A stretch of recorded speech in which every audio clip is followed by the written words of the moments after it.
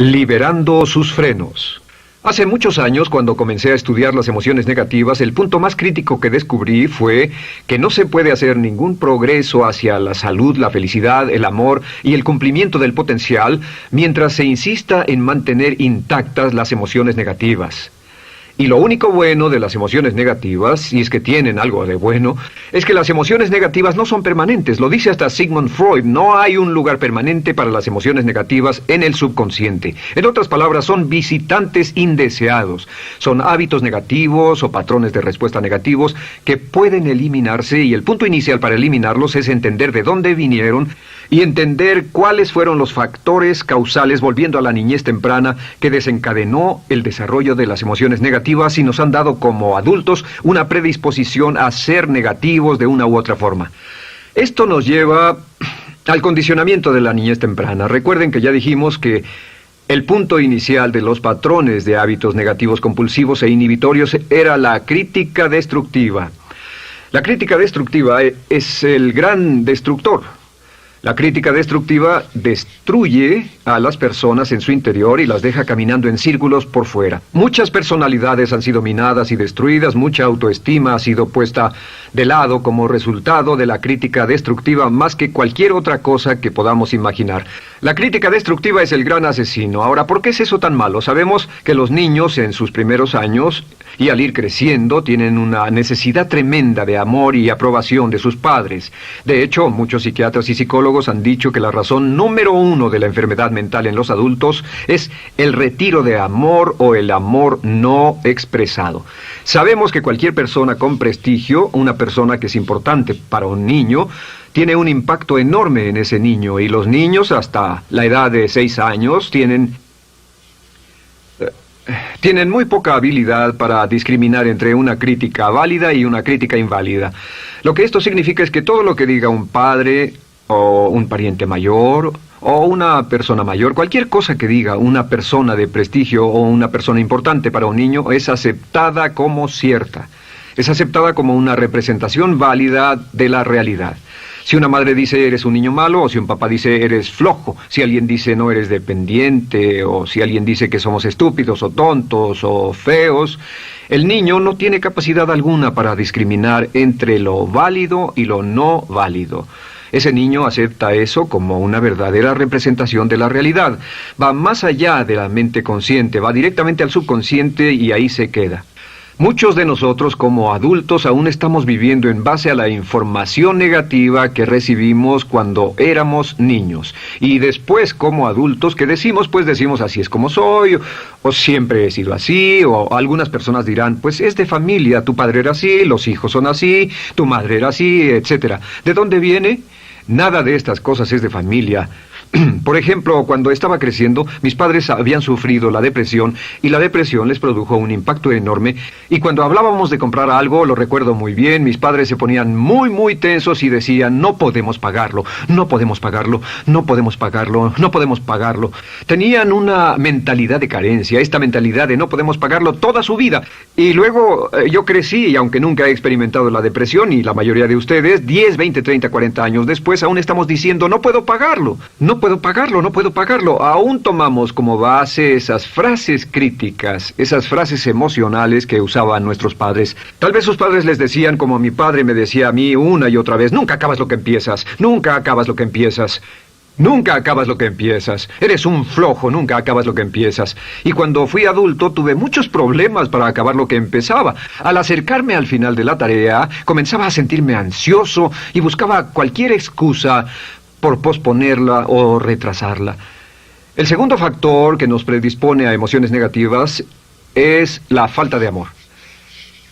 Sabemos que las personalidades de los niños se desarrollan al grado en que reciben una alta calidad y una alta cantidad de amor de sus padres. Existe una relación de 1 a 1 entre la cantidad de amor, la calidad de amor y una personalidad sana. Ese amor negado o la privación de amor es la causa clave de la infelicidad, la negatividad y la enfermedad mental en los adultos. Para que un niño se sienta realmente amado, el niño debe tener padres con buenos conceptos, y la mayoría de nosotros tuvimos padres que fueron víctimas de sus padres, que a su vez fueron víctimas de sus padres. Un escritor famoso dice que todo el mundo es víctima de una víctima. Todos son víctimas de víctimas. Nuestros padres quisieron criarnos de la mejor forma posible, pero ellos mismos fueron víctimas de víctimas.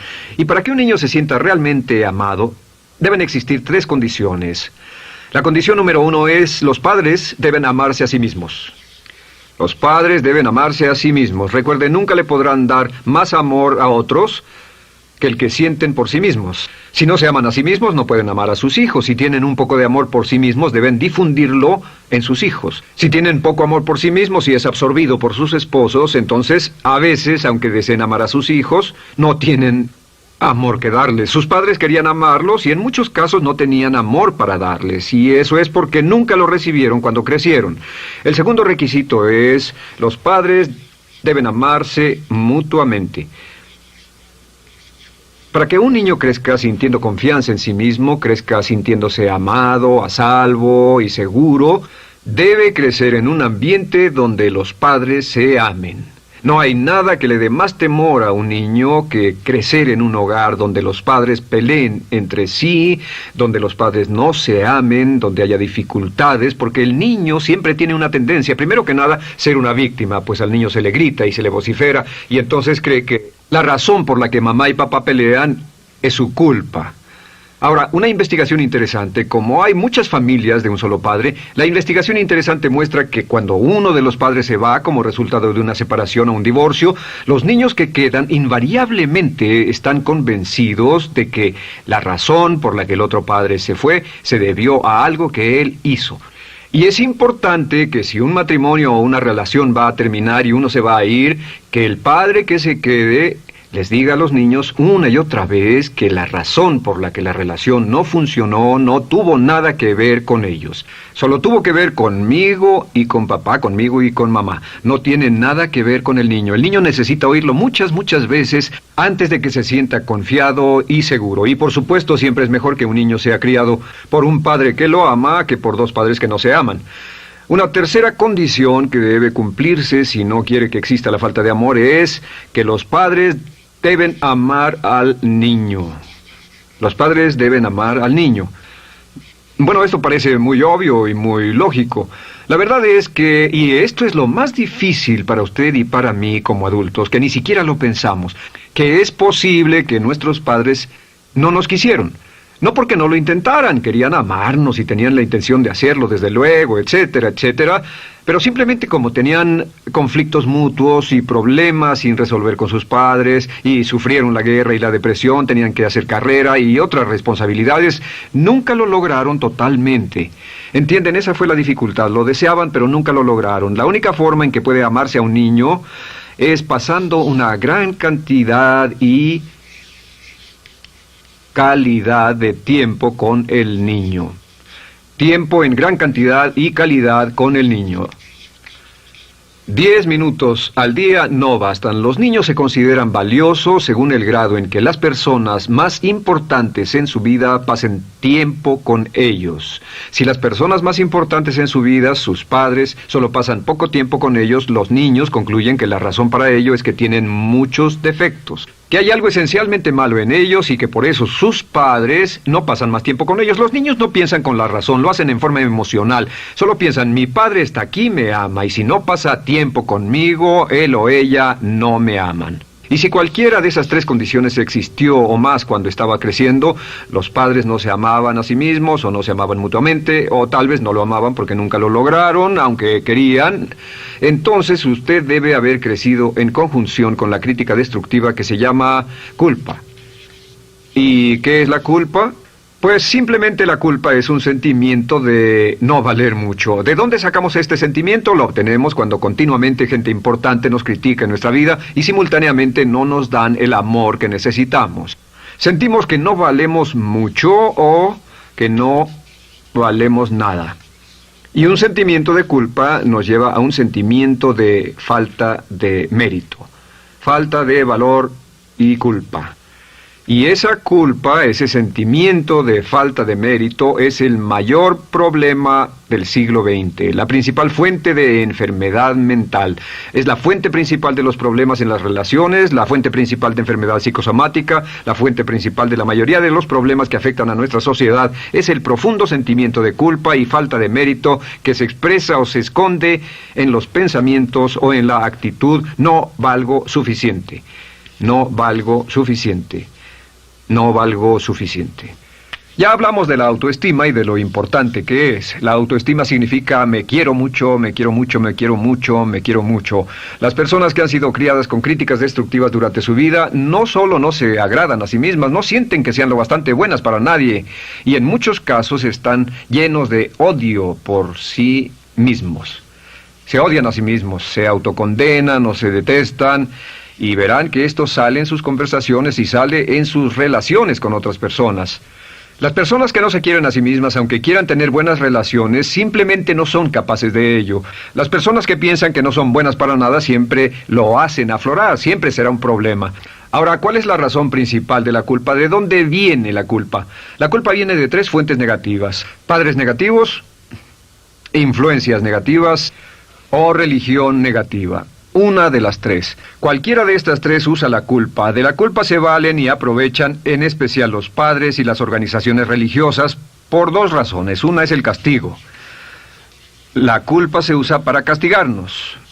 Cuando estamos creciendo, el castigar es la forma más fácil de hacer que uno se sienta mal.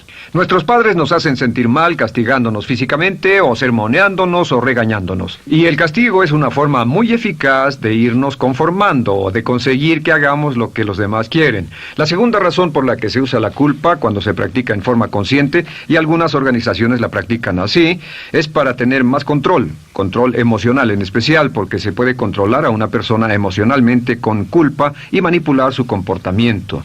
Hay muchas organizaciones que usan la culpa como una herramienta de control y manipulación. Si puede controlar a las personas con suficiente fuerza y en forma emocional, puede conseguir su dinero, puede conseguir su tiempo, puede conseguir su compromiso, demandar sus recursos, etc. Muchas organizaciones usan la culpa para aplicar un castigo. Muchas organizaciones de caridad que se anuncian por televisión, en especial las de causas benéficas que involucran a niños o a personas incapacitadas, usan un sentimiento de culpa. A usted le va tan bien que debe sentirse culpable por estas personas que sufren.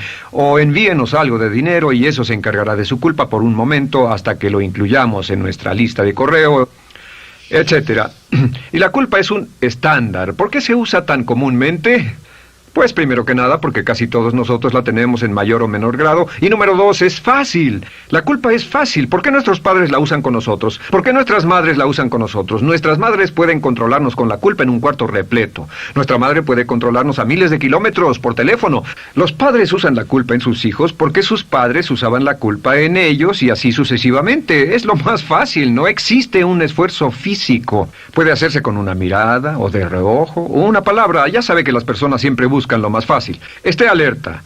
Ustedes han sido criados en un ambiente donde se les ha hecho sentir culpa y casi todos lo vivimos.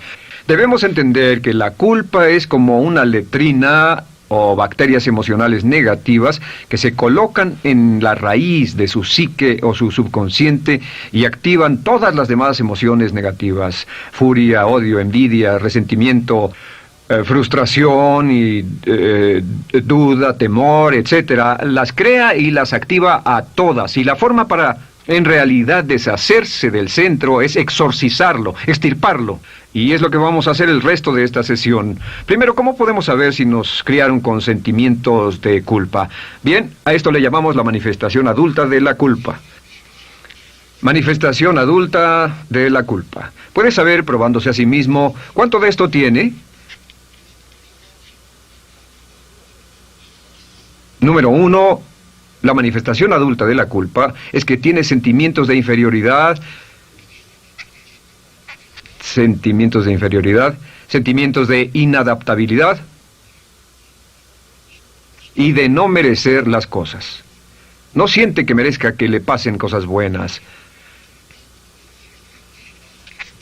Si una persona ha sido criada con crítica destructiva y se le hace sentir culpa, entonces cuando logra éxito, aún con un tremendo esfuerzo, tiene una tendencia terrible de sentir que no se lo merece. A esto se le llama, por cierto, temor al éxito.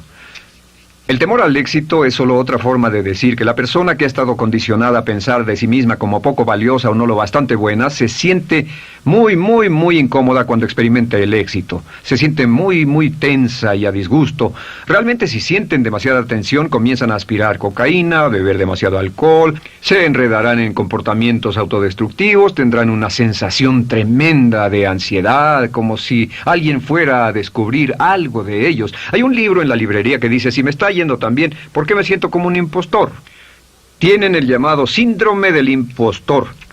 ¿Alguna vez ha tenido éxito en algo y la gente ha ido a usted a decirle, vaya, hiciste un excelente trabajo, o eso es maravilloso, aunque haya sido muy duro para usted, y sintió que los demás iban a descubrir, siente como que, es decir, que iban a descubrir que realmente no es bueno, que solo fue un fraude, solo un accidente, y por supuesto es lo que dice, fue coincidencia, fue un accidente, la verdad, no sé ni cómo lo hice. Hacen todo lo posible por huir de ese sentimiento de inferioridad y de no merecer las cosas. Estén muy alertas.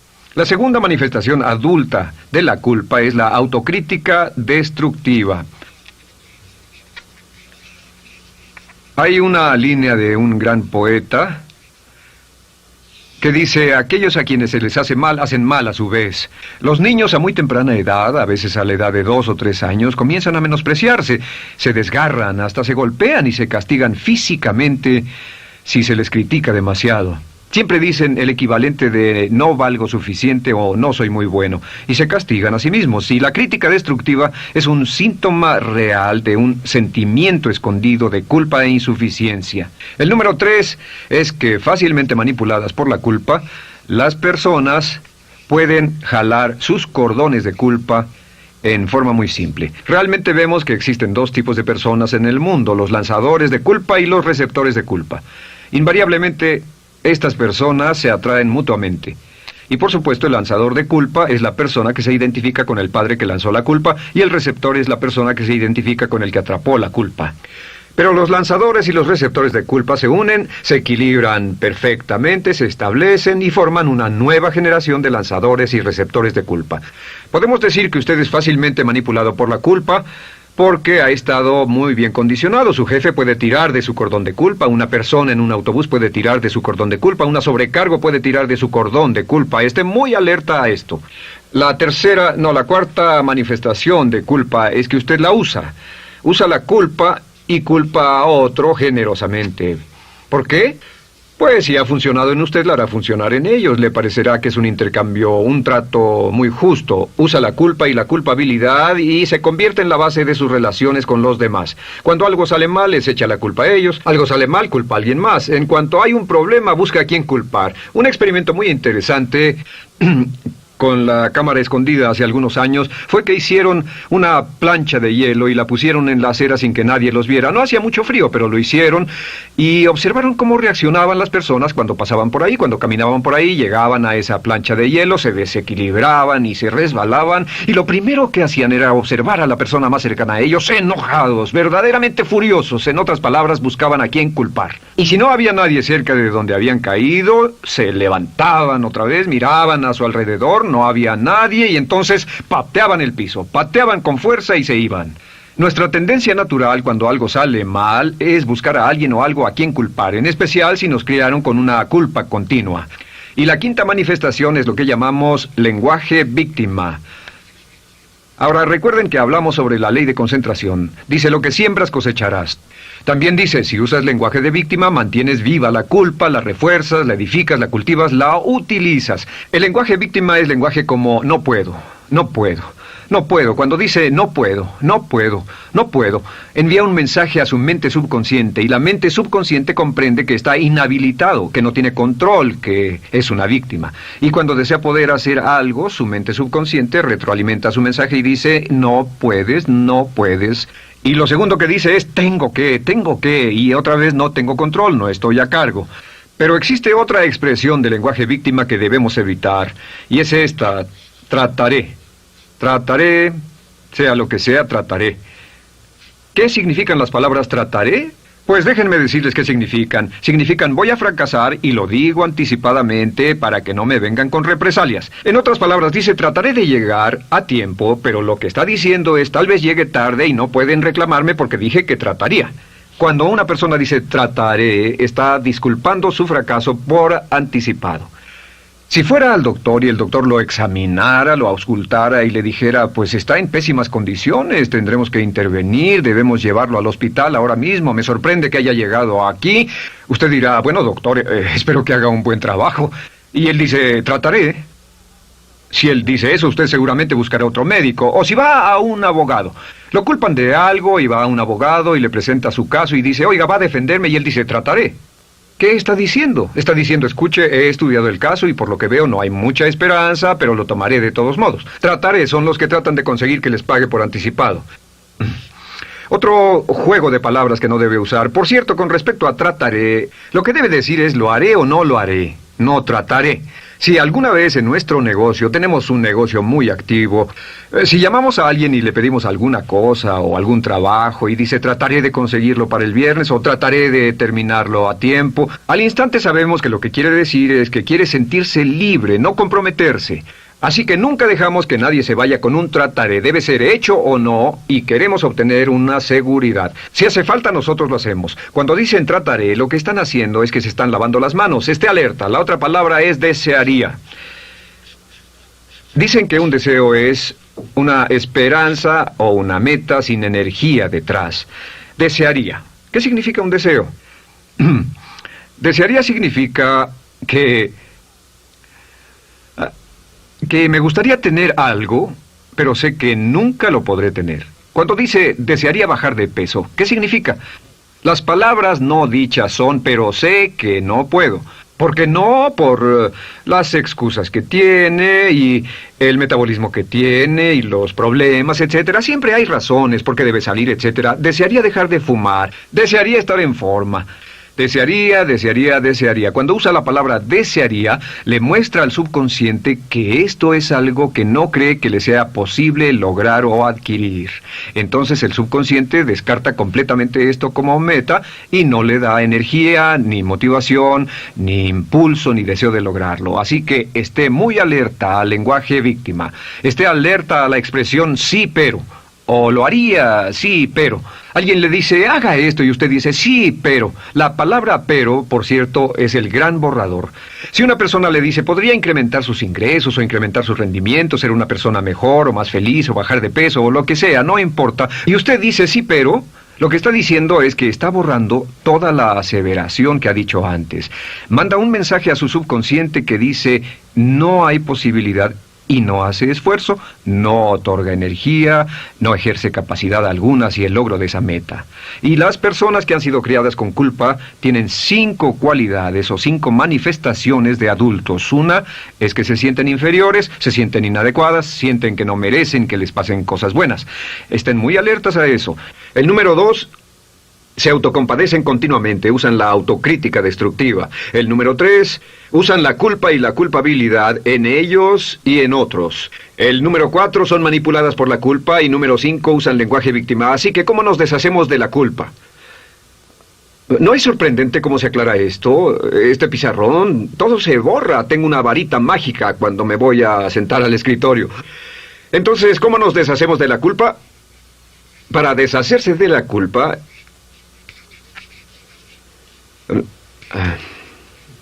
este es el proceso. Tiene algunos pasos importantes. Número 1, el primero de la lista, elimine la autocrítica. Elimine la crítica autodestructiva. En otras palabras, nunca diga nada destructivamente crítico de usted mismo. No lo diga. Esta es la regla básica. El subconsciente acepta lo que diga usted como cierto, como un mandato. Así que no diga nada de sí mismo que no desee sinceramente que sea cierto. No diga estoy cansado, estoy gordo. No diga no puedo o debo. No diga nada a menos que quiera que sea cierto. Las palabras que van después de la palabra yo son las palabras que su subconsciente registra como mandatos, excepto cuando dice yo desearía o lo intentaré. Así que elimine la crítica destructiva. Siempre hable en términos positivos sobre usted. Me gusta mi persona, puedo hacerlo, lo haré, escogí hacerlo, pero nunca diga no, no puedo. Número 2 es no dejarse manejar por la culpa. Rehúse ser manejado por la culpa. Porque cada vez que le permita a alguien que lo manipule por la culpa, ¿sabe qué pasa? Refuerza y hace más poderoso el efecto de la influencia de la culpa en su vida. Cuando yo crecí, debo decir que yo crecí en una familia que estaba muy influenciada por la religión negativa. Realmente mi madre, Dios la bendiga, tenía un cinturón negro en el pecado e hizo un trabajo verdaderamente soberbio en ello. Y yo tardé en sobreponerme. Cuando me casé con Bárbara, ella también venía del mismo tipo de familia y recapacitamos. Hay una hermosa respuesta cuando uno de los dos caía de nuevo en los viejos patrones. Decía, no tratas de hacerme sentir culpable, ¿o sí? No tratas de hacerme sentir culpable, ¿o sí? Solo diga, no tratas de hacerme sentir culpable, ¿o sí? Y no deje que las personas lo manipulen usando la culpa. El número 3, no use la culpa o la culpabilidad y anuncie que no va a usarla. No la use en otras personas y permita que sus hijos o su cónyuge digan lo mismo. No tratas de hacerme sentir culpable, ¿o sí? Repítalo una y otra vez. Y si la otra persona le dice, eso es lo que trato, contéstele, no va a funcionar. Y no funcionará. Es que la culpa solo funciona mientras usted no sepa que está siendo usada en usted. El número 4 es lo que llamamos la ley del perdón. Es la más importante de todas. Realmente es el centro, es el meollo de toda esta sesión. La ley del perdón simplemente dice que usted está sano mentalmente hasta el grado en que pueda perdonar libremente y olvidar las ofensas. Que su habilidad para perdonar a los demás es la clave que determina su felicidad y su éxito en la vida. Su habilidad para perdonar a los demás es la única forma de eliminar la culpa. Su disponibilidad para perdonar a los demás y olvidar ofensas es el determinante más importante de si usted está o no totalmente integrado y es un adulto que funciona como ser humano. Porque la tendencia de culpar y de guardar rencores es una tendencia patológica infantil que la poseen todas las personas que están enfermas mentalmente.